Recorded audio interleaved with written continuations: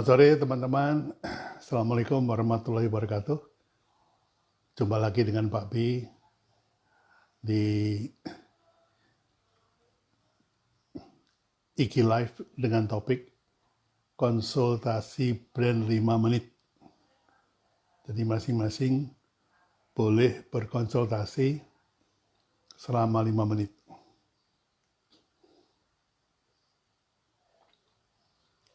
Nah, sudah berjalan ini hari ke-5 dari hari Selasa, dan sudah beberapa kawan yang mengkonsultasikan lewat online, dan kemudian tentunya di follow up oleh masing-masing untuk kemudian dijadikan sebuah strategi. Baik, mohon maaf saya terlambat 15 menit karena ada keperluan sedikit tadi. Kasihkan bikin konten sampai lupa jam. Ya, sekali lagi saya ingatkan, kira-kira seminggu yang lalu, tepatnya hari Sabtu atau Jumat, saya memposting serial konten, yaitu pertama plester, yang kedua benang kusut, yang ketiga adalah ceplok telur. Ya, itu sebetulnya sebuah jembatan Goldie. Anda tahu jembatan Goldie itu apa? Jembatan Goldie itu adalah sebuah jembatan yang membuat orang itu ingat akan sesuatu. Misalnya, kalau Anda mau tahu warna-warna pelangi, maka jembatan Goldie-nya adalah Meijiko Hibiniu. Merah jingga, Ko itu kuning, Hi hijau, Bi biru, nila dan ungu. Nah, sehingga dengan kata Meijiko Hibiniu itu, orang mudah mengingat kepada barangnya. Nah, demikian juga dengan positioning. Positioning ini saya permudah dengan mengingat plester. Ya, kenapa plester dan kenapa dijidat? Karena positioning itu intinya meletakkan produk kita di dalam benak konsumen. Ya, karena benak itu adanya di kepala, maka ditempelnya di jidat. Ya, seperti itu. Jadi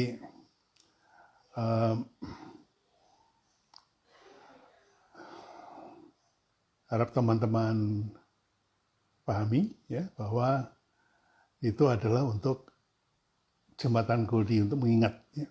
Bukan untuk mempersulit ya, untuk mengingat.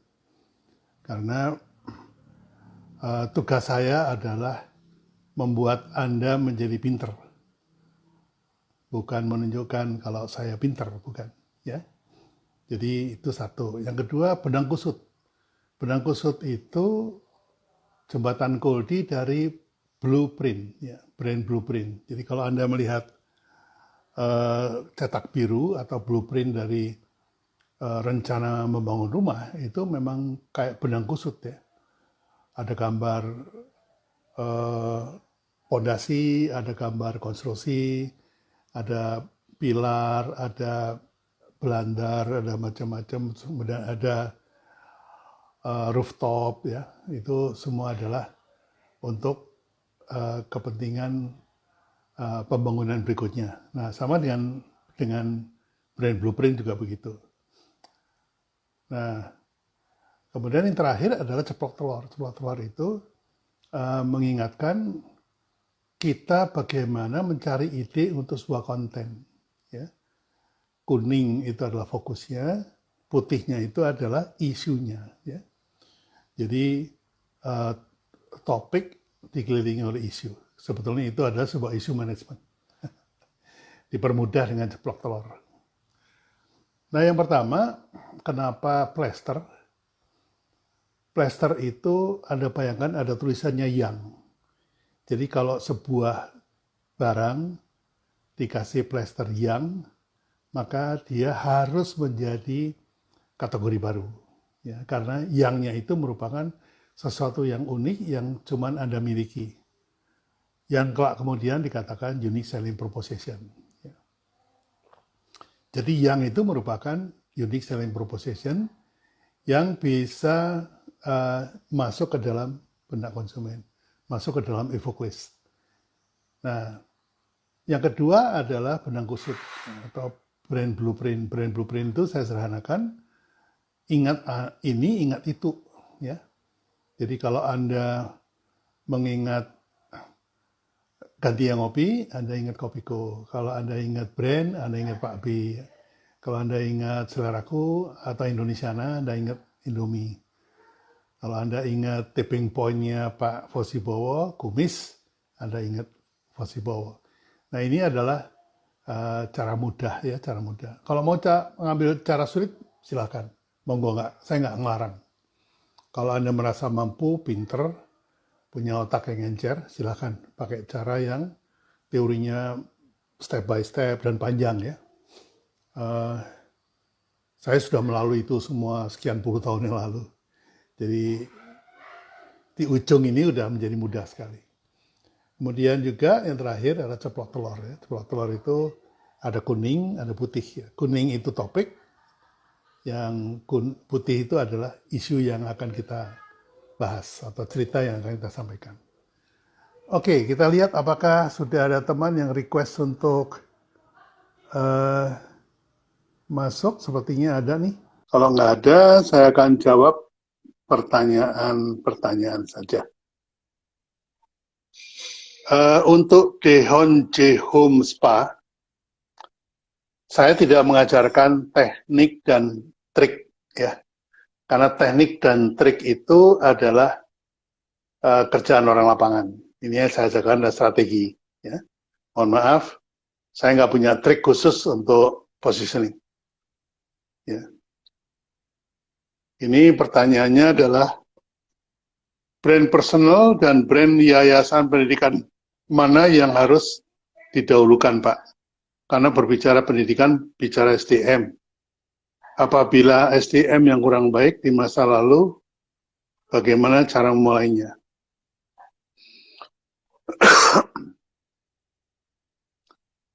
Saya ulangi sekali lagi, bahwa yang namanya brand itu adalah trust. Ya.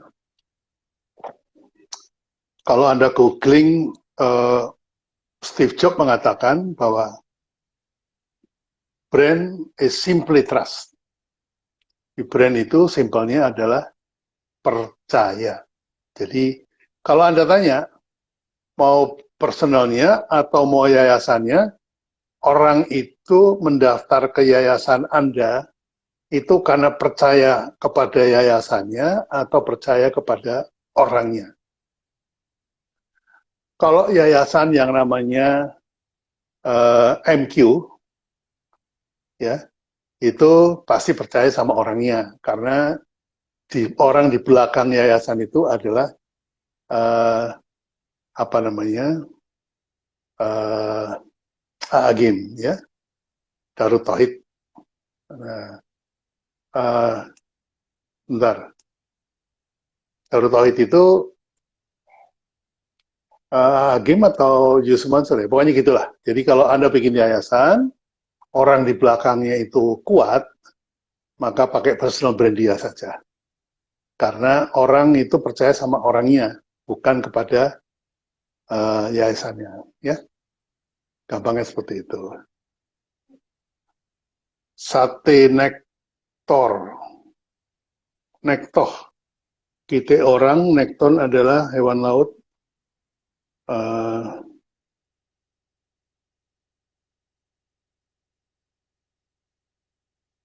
Ya nggak ngerti saya ini pertanyaan apa. Tapi ada recommended buku untuk belajar branding. Yang di belakang saya ini semuanya saya rekomend. Silakan Anda beli buku apa aja. Ya. Oh, Hakim, ya, Darut Tauhid itu Hakimnya. Jadi kalau misalnya Anda mau menjual yayasan Darut Tauhid, oke, maka jualah Hakim. Makanya Hakim rajin banget tuh. Setiap pagi bikin kuliah subuh, nanti siang-siang ya kuliah apa lagi gitu ya. Terus kalau UYM Darul Quran, ya, Darul Quran. MQ dan DT itu agen ya. Nah itu, nah, jadi bahayanya personal brand itu karena trustnya pada orang, jadi orang itu tidak boleh melakukan hal-hal yang salah di mata publik. Ya. Baik itu sifatnya profesional maupun personal.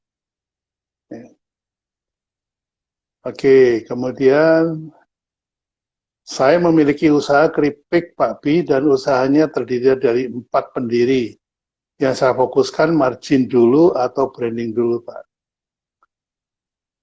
Ini ketahuan sih kalau Anda itu bukan follower saya. Karena Anda nanyanya itu masih di situ-situ aja gitu.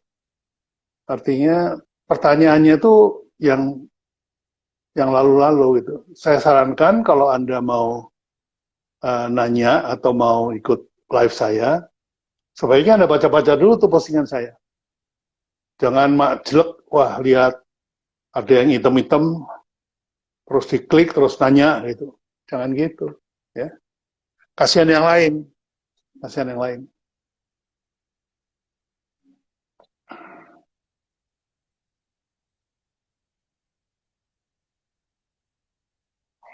Banyak yang membangun trust dengan membuat testimoni. Apakah saat ini masih berlaku ya Pak? Walaupun di testimoni sama hakim, kalau kamu penipu ya tetap aja nggak bisa jadi. Gitu. Jadi kembali kepada orangnya. Kalau produk ya kembali pada produknya. Jadi testimoni itu hanya salah satu cara membangun. Jadi bukan untuk membangun, bukan.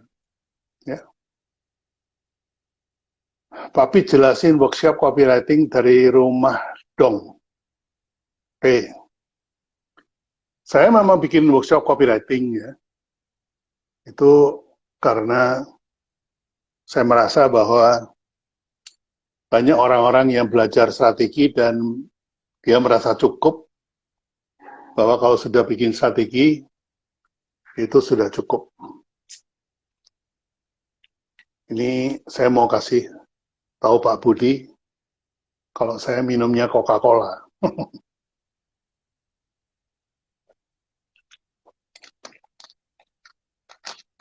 Bukan karena saya suka, tapi karena saya dapat kiriman. Jadi karena dapat kiriman ya harus minum. Oke, jadi ada strategi, ada eksekusi. Banyak yang beranggapan seolah-olah kalau sudah belajar atau menyusun strategi, maka dia sudah selesai. Enggak, ya. Strategi itu baru langkah pertama. Nah, langkah ketiganya adalah eksekusi. Ya, eksekusi. Nah, eksekusi ini, kenapa langkah ketiga? Karena ada langkah kedua yang orang suka lupa. Apa itu langkah kedua? Langkah kedua itu adalah translasi. Jadi, menerjemahkan dari strategi menjadi eksekusi. Itu ada namanya translasi. Translation, apa ya? Terjemahan.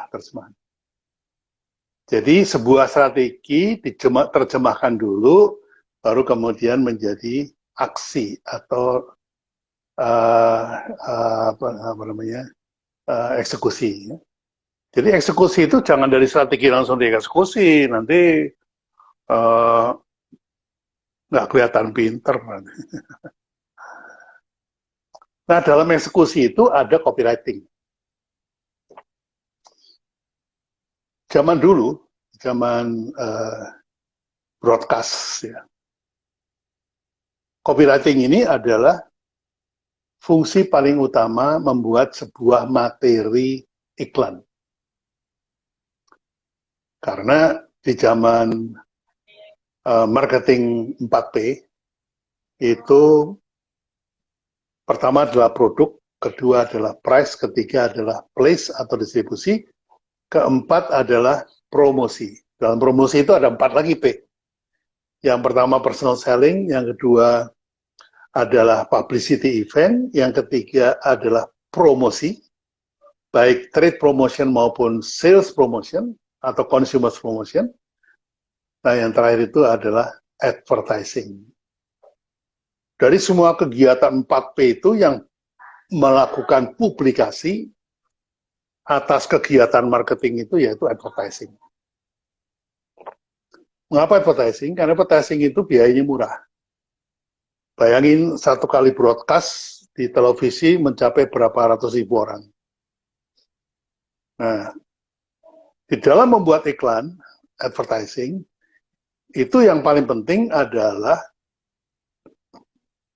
ceritanya. Jadi copywriting-nya. Dari copywriting itu kemudian dibuatlah visualnya, dibuatlah suaranya. Audio dan visual.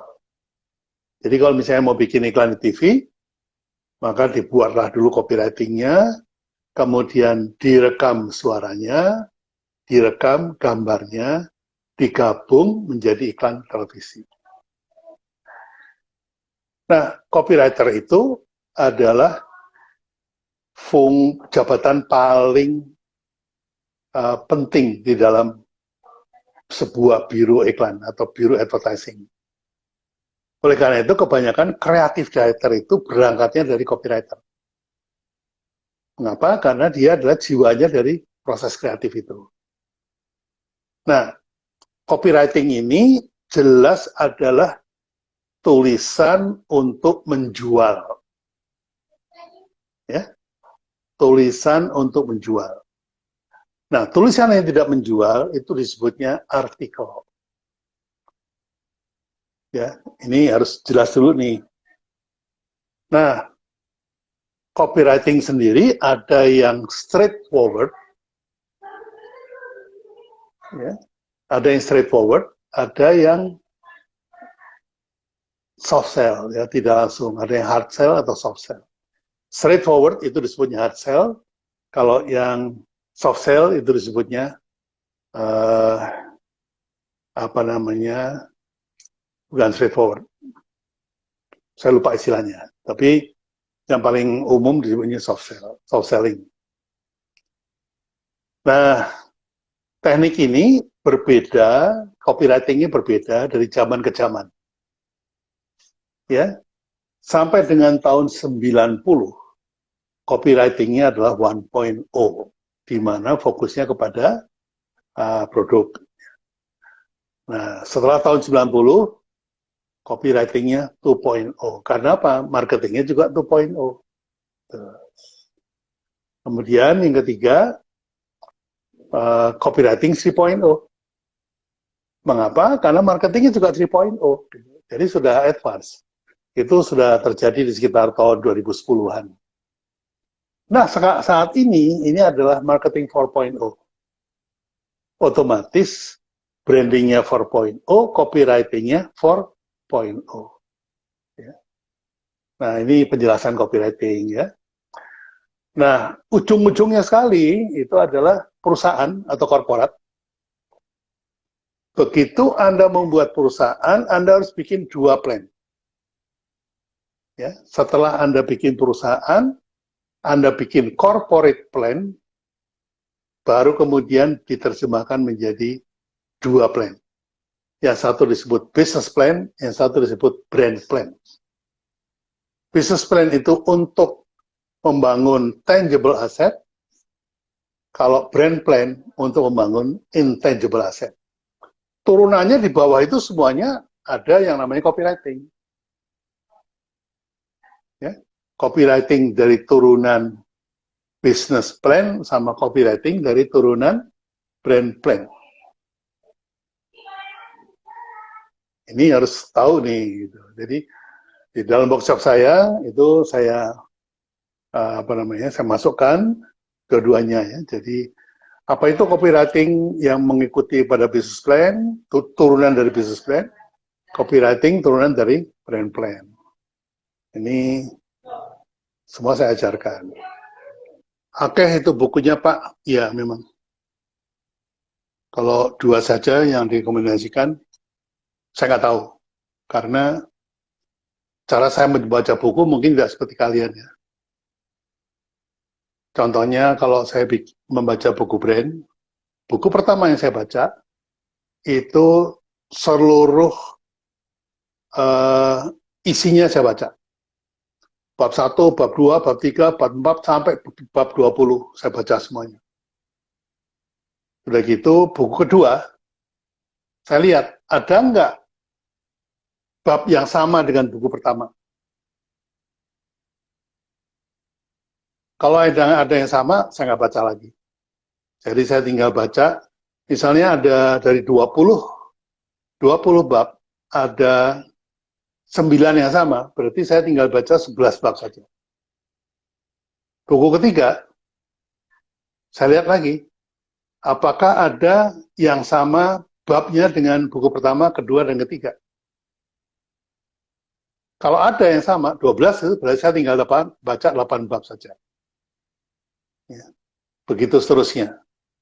Maka ketika Anda sampai ke buku ke-20, Anda tinggal baca 1 bab saja. Setiap buku itu intinya sama, cuma beda 1-2 bab saja. Ya. Jadi kalau saya suruh rekomen 2 buku yang mana saya lupa. Ya, saya lupa karena buku pertama brand yang saya baca itu yang mana saya lupa.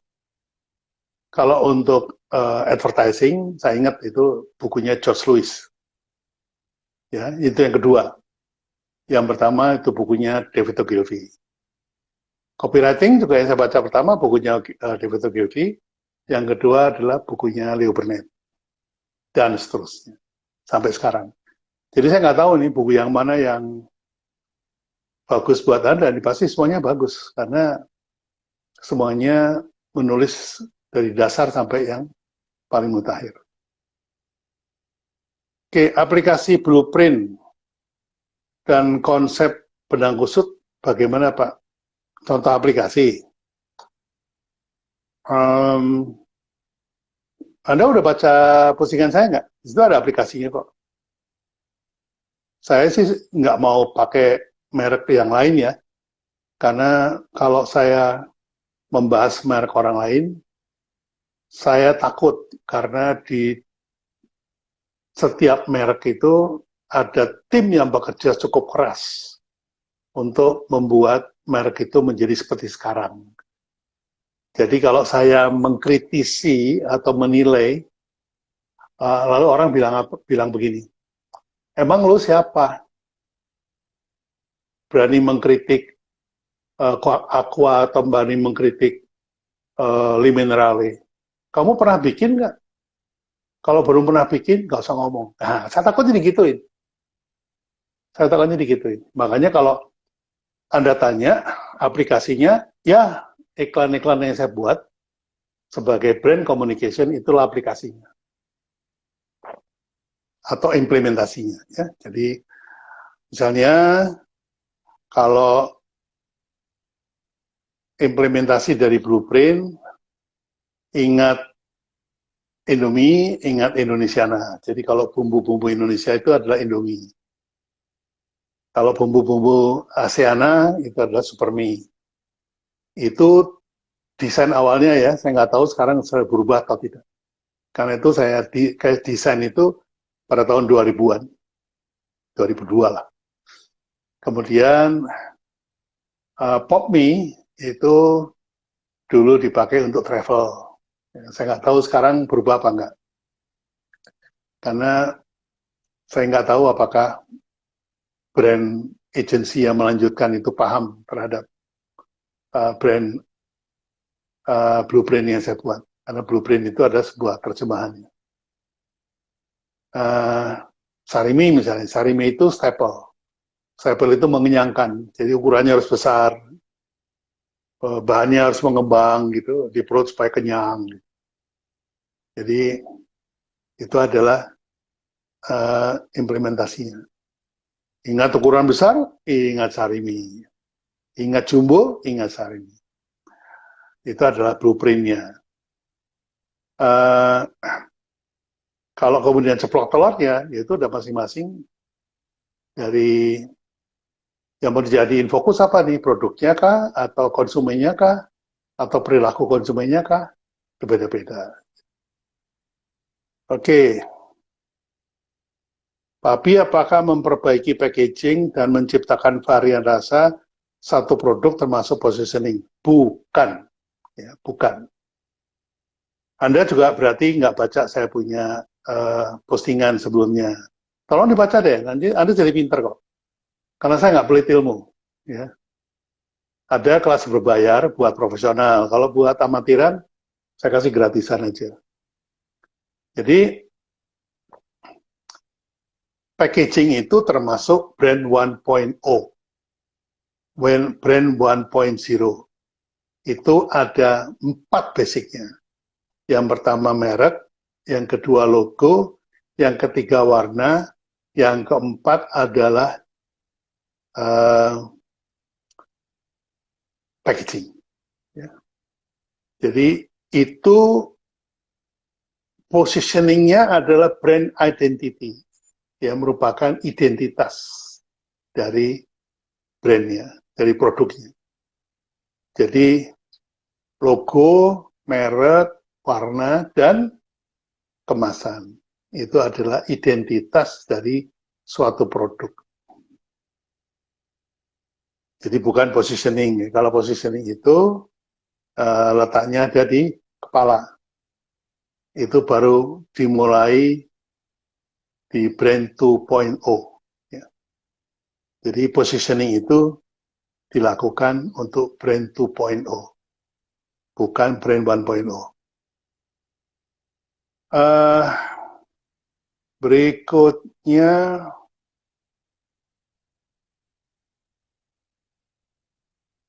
waduh, masih boleh minum cola, Pak? Masih. Sekali-sekali, sedikit-sedikit boleh. Jangan minum cola, Pak. Kasihan lambungnya. Oh, ya, ya, oke. Lambung saya minum MG Pro. MG Pro itu adalah probiotik yang untuk melindungi lambung. Ya. Oke.